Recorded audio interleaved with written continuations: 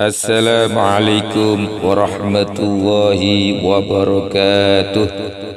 Salatu wa salamu ala toha Rasulillah. Salatu wa salamu ala Yasin Habibillah. Alhamdulillahi Rabbil Alamin wal aqibatu lil muttaqin fala udwana illa lil zalimin. Wassalatu wassalamu ala asrafil anbiya'i wal mursalin nabiyina wa habibina Muhammadin arsalahu wa rahmatan lil alamin. Yang saya muliakan para kiai, para alim, para ulama, para sesepuh dan bini sepuh, dan tak lupa para pendengar kultum saya di mana saja berada yang dirahmati Allah. Para pendengar kaum muslimin di mana saja berada, Allah SWT berfirman dalam surat Al-Hujurat ayat 12.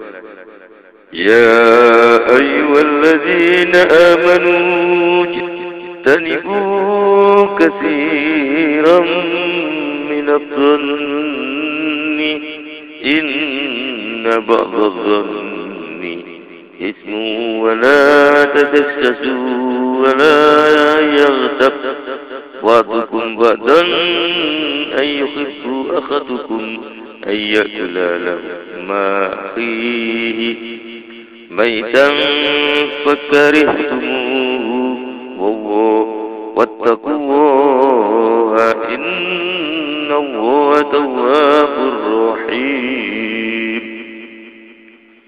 Hai orang-orang yang beriman, jauhilah olehmu sekalian dari banyak bersangka buruk. Jauhilah olehmu sekalian dari banyak berburuk sangka, karena sesungguhnya sangka buruk itu berdosa. Dan jangan kamu sekalian mencari aib atau kesalahan orang, dan jangan pula berghibah atau membicarakan aib sebagian kamu terhadap sebagian yang lain. Apakah dari antaramu ada yang suka makan daging saudaranya dalam keadaan mati, yakni berupa bangkai? Maka kamu sendiri tidak menyukainya, bukan? Dan takutlah kamu sekalian kepada Allah, sesungguhnya Allah Ta'ala itu maha menerima taubat, lagi maha kasih sayang. Dari Anas bin Malik radhiyallahu anhu, dia berkata, Rasulullah SAW bersabda, Zayyinu majalisakum bisolati aliyya, fa inna solatakum aliyya nurul lakum yawmal qiyamah. Hiasilah majlis-majlis pengajian atau pertemuanmu dengan bersolawat kepadaku, maka sesungguhnya salatmu kepadaku itu menjadi nur bagimu di hari kiamat. Dan beliau Nabi alaihi salatu wassalam bersabda, La yara wajhi salasah, akul walidaini wa tariku junnati, wa man tukirtu indahu walam yusalli alaiya sadaqa man natab. Tidak akan bisa melihat wajahku tiga orang yang durhaka kepada dua orang tuanya, orang yang meninggalkan sunnahku, dan orang yang aku sebut di sisinya, maka dia tidak berselawat untukku. Telah benar orang yang mengatakan, yakni Rasulullah.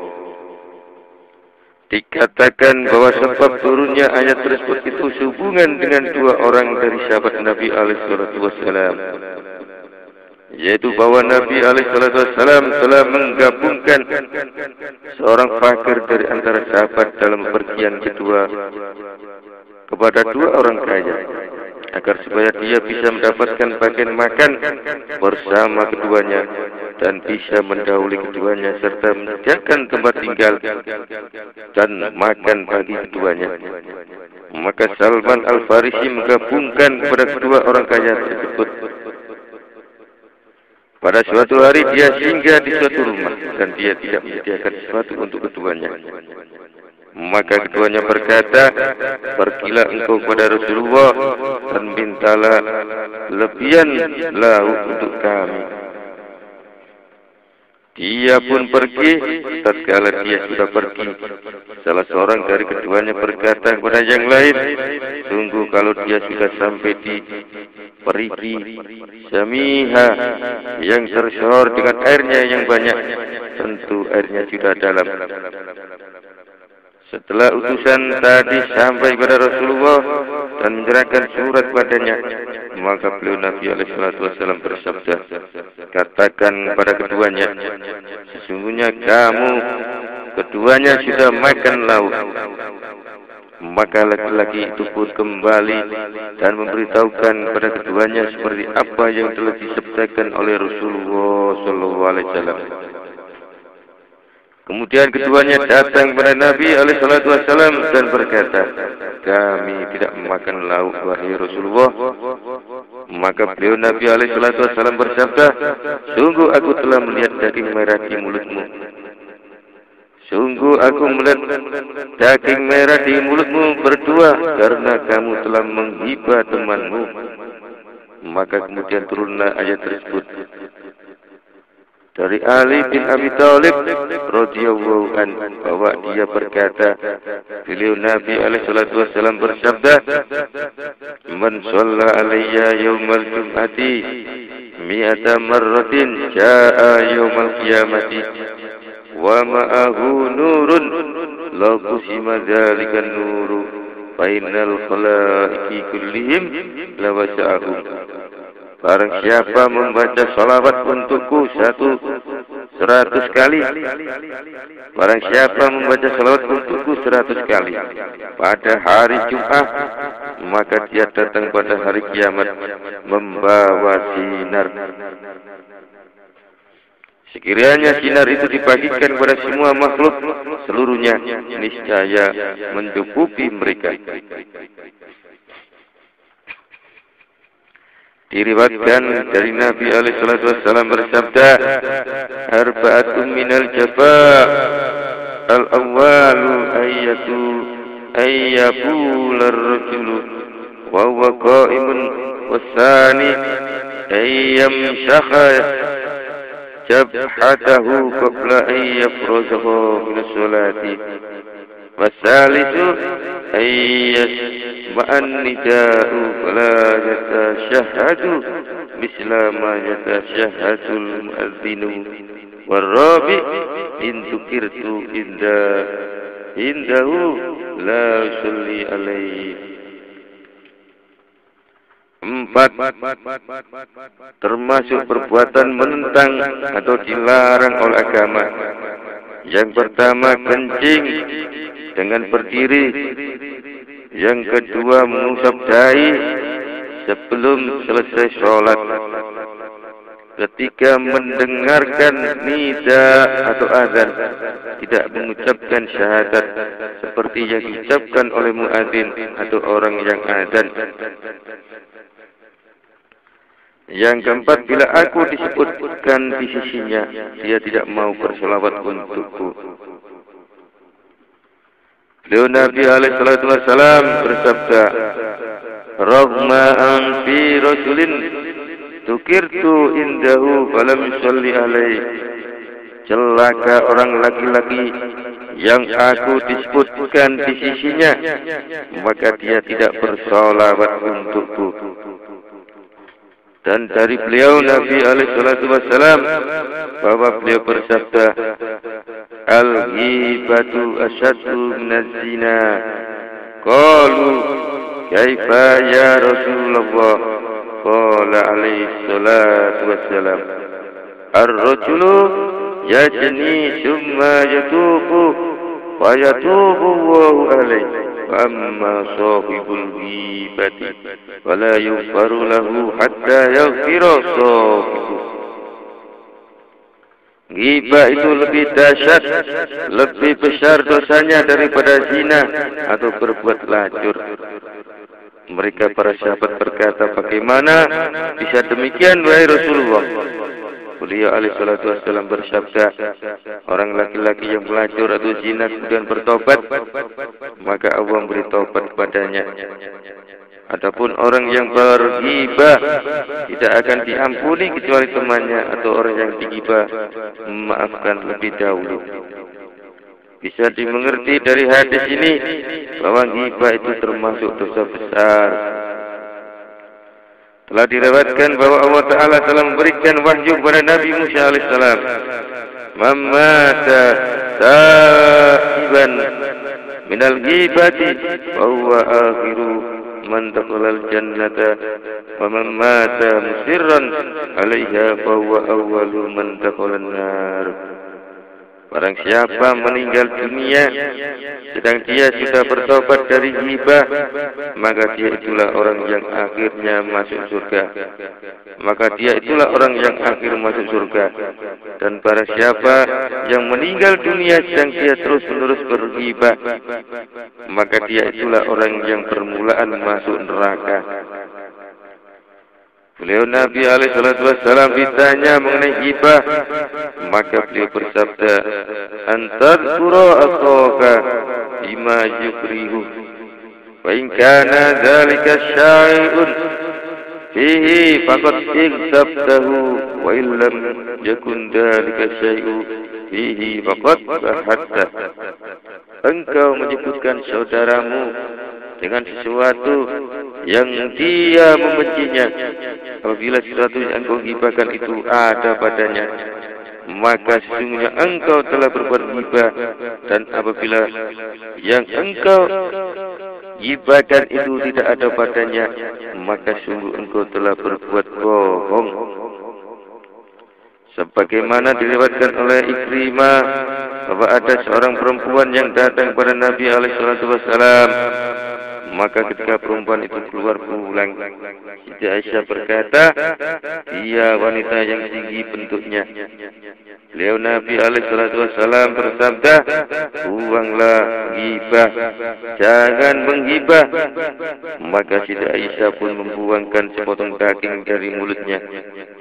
Selanjutnya Siti Aisyah berkata, aku tidak mengatakan kecuali apa adanya. Aku tidak mengatakan kecuali apa yang ada padanya. Maka beliau Nabi alaihi salatu wassalam bersabda, engkau telah menyebutkan apa yang jelek padanya. Karena ghibah itu menyebutkanmu apa-apa yang ada pada saudaramu. Adapun apa-apa yang tidak ada padanya, maka itu bohong. Dan bohong itu lebih dahsyat, lebih besar dosanya daripada ghibah. Karena bohong itu memerlukan tobat pada 3 tempat sasaran. Yang pertama, mendatangi kaum yang dia ajak berbicara sedang dia telah berbohong kepada mereka, serta mengatakan aku telah berbohong kepada mereka, serta mengatakan aku telah menyebutkan si fulan kepada kamu sekalian begini, dan ketahuilah bahwa aku telah berbohong kepada kamu tentang dia. Mendatangi pada orang yang dia katakan dengan bohong, tidak ada buktinya, serta dia minta halalnya. Yang ketiga, mohon ampun kepada Allah Ta'ala dan bertobat kepadanya.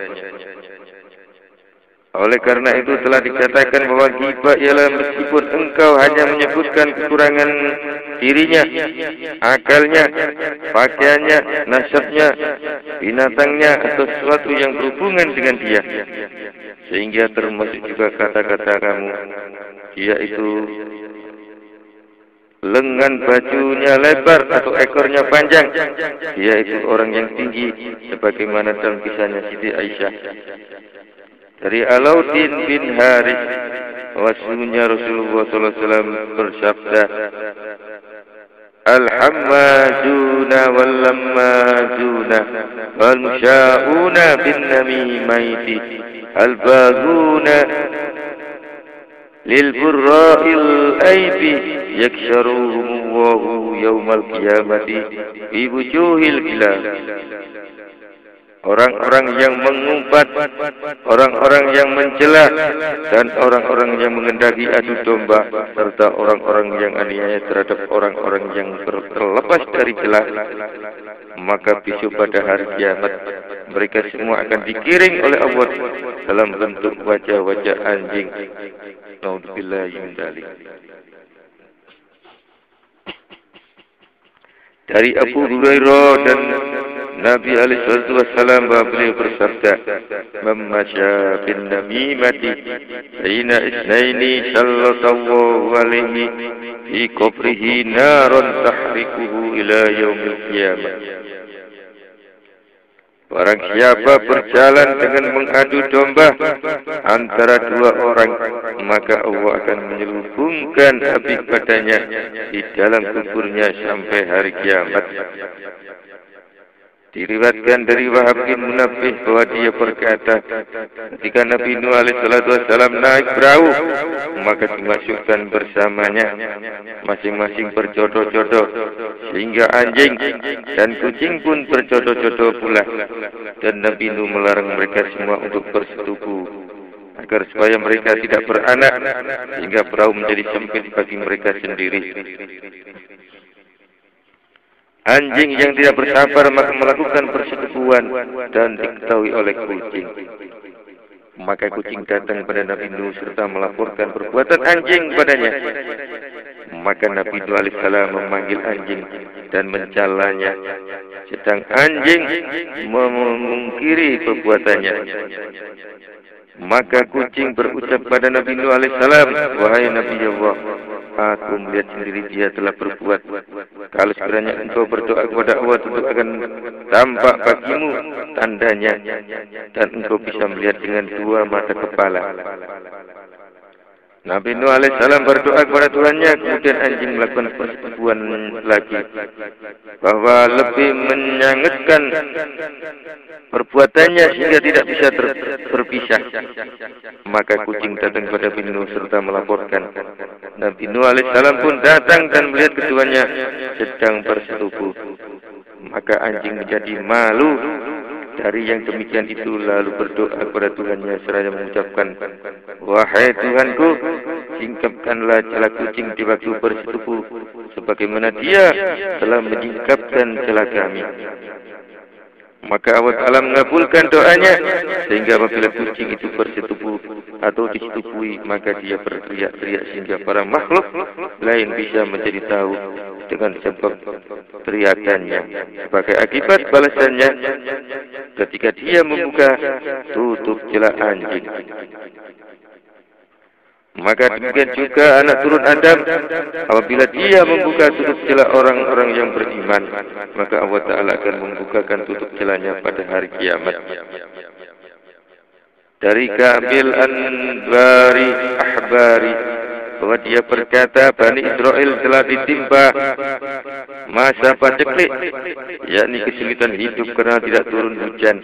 Maka Nabi Musa alaihissalam keluar melakukan sholat istisqa, yakni minta hujan selama 3 hari, dan mereka tetap tidak mendapatkan siraman hujan. Maka Nabi Musa alaihissalam berkata atau berdoa, "Tuhanku, sungguh pada hamba-Mu telah keluar mohon hujan selama 3 hari. Maka belum Engkau kabulkan permohonan mereka." Kemudian Allah Ta'ala memberi wahyu kepadanya, "Hai Musa, sungguh aku tidak akan mengabulkan doa suatu kaum yang di dalamnya terdapat orang pengadu domba dan dia selalu berbuat adu domba." Kata Nabi Musa alaihissalam, "Wahai Tuhanku, siapakah dia itu? Siapakah dia itu sehingga Engkau keluarkan saja dia dari kalangan kita?" Maka Allah Ta'ala berfirman, "Hai Musa, aku telah melarang kamu sekalian berbuat adu domba, dan aku sendiri menjadi pengadu domba." Kemudian mereka bertobat semuanya dan mendapat siraman hujan. Dari Abu Hurairah, dari Nabi alaihissalam, beliau bersabda, "Man igdaba bin umrihi marratan yu'aqibuhu wa bi asri uqubat. Al-ula yasiru بعيدا من رحمة الله. والثانية يقطع الملائكة عنه السخبة. والثالث يكون نشر روحه عند موته شديدا. والرابع يسير قريبا إلى النار. والخامس يسير بعيدا من الجنة. والسادسة يشتد عليه عذاب القبر. والسابعة يخبط عمله. والثامنة يتأذى منه روح النبي عليه الصلاة والسلام. والتاسعة يسخط الله عليه. والآخرة يسير مفلسا يوم القيامة عند الميزان. Barang siapa selama dalam umurnya menghibah sekali, maka Allah Ta'ala menyiksa dengan 10 macam siksa. Yang pertama, dia menjadi jauh dari rahmat Allah. Yang kedua, para malaikat memutuskan persahabatan dengan dia atau tidak mau mendekat. Yang ketiga, tercabut ruhnya dikala mati dengan sangat sakit. Yang keempat, dia menjadi dekat dengan neraka. Yang kelima, dia menjadi jauh dari surga. Yang keenam, sangat dahsyat siksa kubur padanya. Yang ketujuh, amal baiknya dihapuskan. Yang kedelapan, roh Nabi Muhammad SAW merasa sakit dari sebab dia. 9, Allah Ta'ala murka kepadanya. Yang ke-10, dia akan menjadi orang faiz ketika ditimbang pada hari kiamat.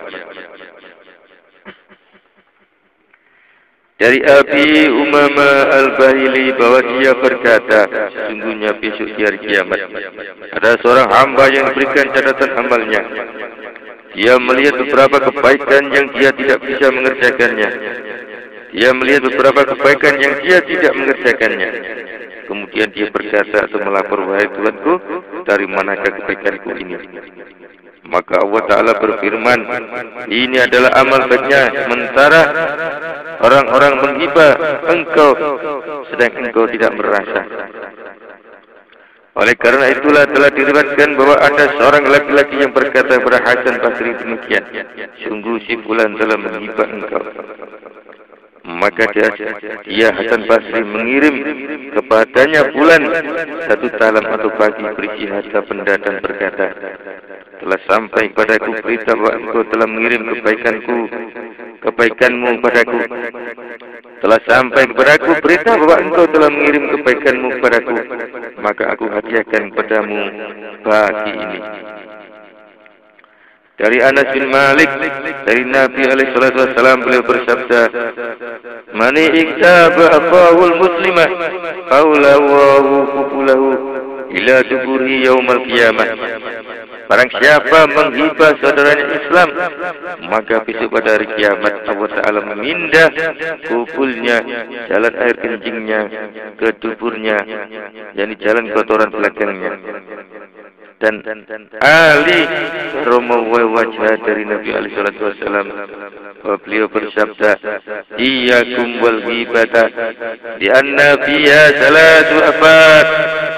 Al-ula la yustajabu lahu du'a, was-saniyah la tuqbalu lahu hasanat, was-salis tajdadu al-sayyi'at. Jauhilah olehmu sekalian dari berghibah, karena sesungguhnya di dalam ghibah itu terdapat 3 afat atau bencana. Yang pertama, doanya tidak dikabulkan. Yang kedua, kebaikannya tidak diterima. Yang ketiga, kejelekannya akan menjadi tambah.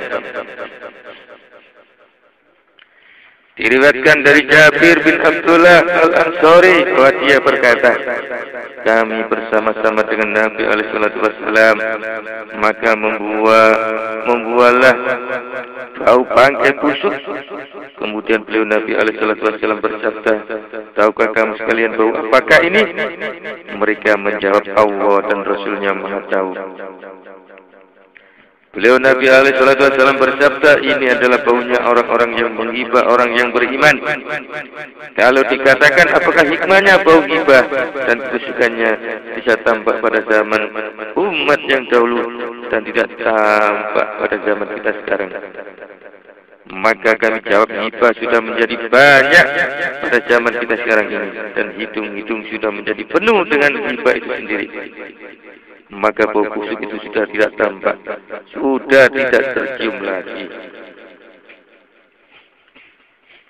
Seperti seorang yang masuk di kalangan orang-orang yang menyamak kulit, maka dia tidak berhenti meskipun sesaat, sedang para ahli menyamak itu sama makanan tidak tercium oleh mereka bau itu, karena hidung mereka telah penuh dengan bau semakan itu. Dikatakan hibah itu ada 4 macam. Yang pertama mubah atau boleh. Yang kedua termasuk maksiat atau durhaka. Yang ketiga munafik. Yang keempat adalah kufur. Adapun ghibah yang diperbolehkan, yakni mubah hukumnya, yaitu menghibah kepada orang-orang yang menampakkan kefasikannya dan menghibah kepada orang yang melakukan bid'ah, sebagaimana telah diriwayatkan oleh Nabi SAW bersabda, "Udhurul fajirah bima fihi kay yahdharuhun nas." Sebutkan oleh muslim orang yang durhaka dengan apa-apa yang ada padanya, agar supaya orang-orang takut padanya. Adapun ghibah yang durhaka ialah menyebutkan celak orang lain dengan menyebutkan namanya di depan orang banyak, sedang dia tahu bahwa ghibah itu termasuk perbuatan durhaka. Maka dia adalah orang yang durhaka dan wajib bertobat. Adapun ghibah yang munafik, yaitu menyebutkan aib atau celak orang lain dan menyebutkan nama di hadapan orang yang mengetahui bahwa yang ia kendaki adalah fulan, dan juga mengetahui sendiri bahwa fulan adalah orang wirai, orang yang berhati-hati terhadap yang haram. Ini adalah perbuatan nifaq atau munafik. Adapun ghibah yang kufur ialah menyebutkan aib orang lain di hadapan orang banyak dengan menyebutkan namanya. Maka kalau dikatakan padanya jangan menghibah, dia menjawab, ini adalah bukan ghibah dan aku mengatakan apa yang ada padanya. Ini adalah kufur, karena sesungguhnya dia menghalalkan Ini adalah kufur karena sesungguhnya dia menghalalkan apa yang telah diharamkan oleh Allah Ta'ala. Dari Uzaifah radhiyallahu anhu bahwa dia berkata, aku mendengar Rasulullah sallallahu alaihi wasallam bersabda, la yadkhulul jinana qattatun. Tidak akan masuk surga orang yang mengadu domba. Di dalam riwayat lain, qattatu dengan menggunakan kata namamu, artinya juga mengadu domba. Diriwayatkan dari Hamad bin Salamah bahwa dia berkata, ada seorang laki-laki menjual budaknya, maka dia berkata kepada si pembeli, budak ini tidak ada celahnya, hanya saja dia adalah seorang yang suka mengadu domba.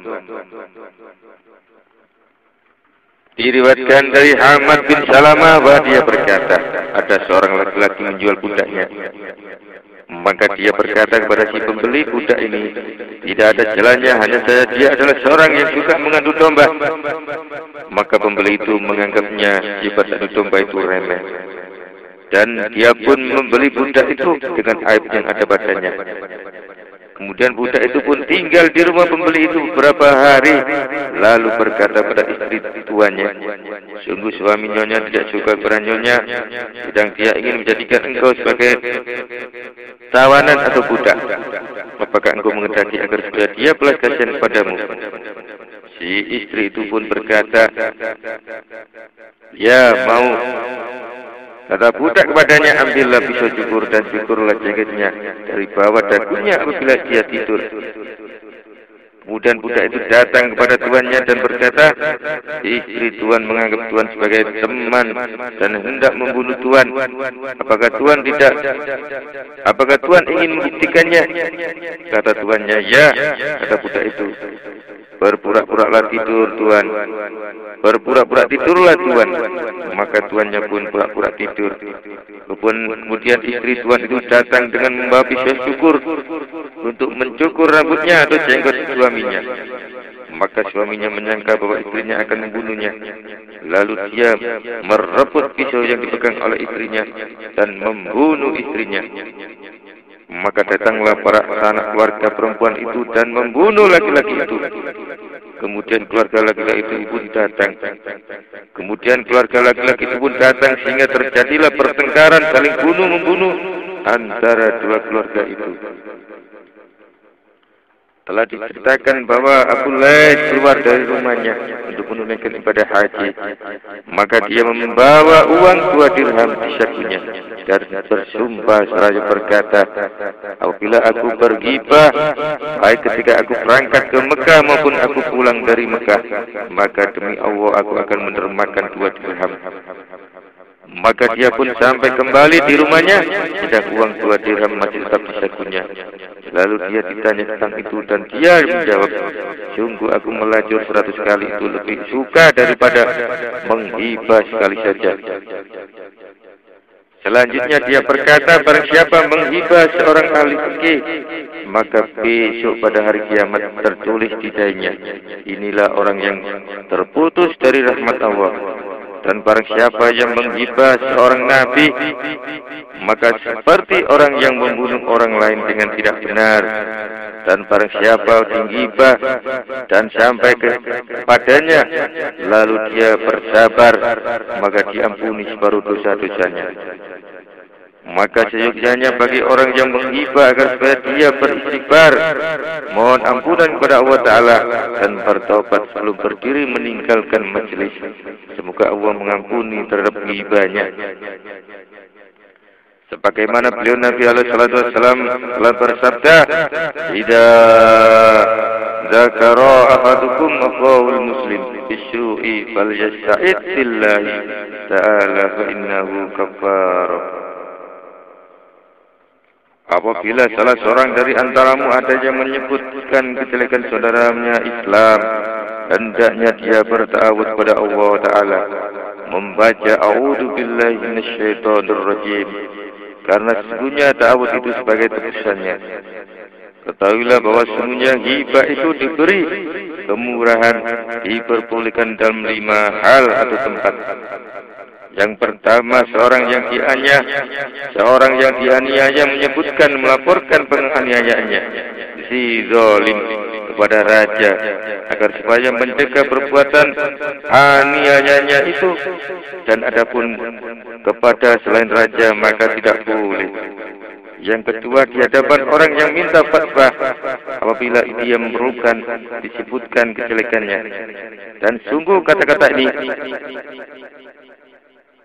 telah pernah diucapkan atau dialami oleh istri Abu Sufyan ketika dia datang kepada Nabi alaihi salatu wasallam serta minta fatwa. Inna Abu Sufyan rajulun la yu'tini ma yakfini. Sungguh Abu Sufyan itu laki-laki yang tidak memberi apa-apa yang mencukupiku.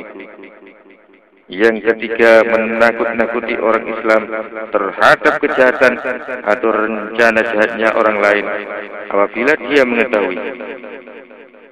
Yang keempat, hendaknya juga menjadi tersohor terhadap adanya nama atau ciri padanya, seperti orang yang matanya telah kabur serta selalu mengalir air matanya, orang yang timpang kakinya, dan lain-lain yang sebanding sampai kepada ciri lain yang lebih dari itu. Yang kelima, adanya menampakkan atau menyebutkan aib itu tidak dibencinya, seperti orang laki-laki yang berlagak wanita. Mereka para ulama berkata, barang siapa yang menyingkapkan sifat malu atau yang diserupakan dengan menanggalkan baju kurung panjang, maka tidaklah ghibah baginya. Hadirin kaum muslimin rahimakumullah, demikian apa yang bisa saya sampaikan pada saat ini, mudah-mudahan menjadi tambahnya ilmu bagi kita semuanya. Ihdinas siratal mustaqim. Wassalamualaikum warahmatullahi wabarakatuh.